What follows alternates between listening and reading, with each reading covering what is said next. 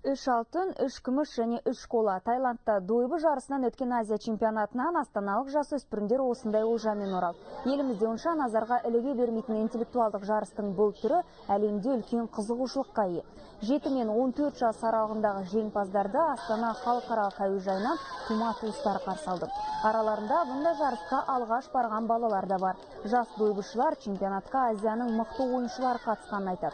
Алайда доданың қиын болғанына қарамастан намысты қолдан бермедік деп келді. Дойбының классикалық және блиц деп аталатын түрлерінен бақ сынаған 6 оқушы осылайша 9 жүлдені қанжығамызға салып қайтты. Мен көптеген уақыт бойы дайындаудым.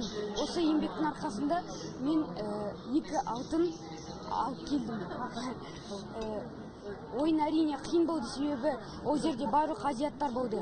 Оның ішінде моңғолдар, таиландтар, қытайлар және де тағы да басқа ұлттардың бірлері болды. Барлығын қосқанда 130-дан астам адам қатысты.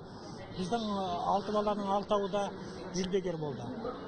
Соның ішінде Қазақстан 100 шаршылы дойбыдан алғашқы рет алтын ұтты.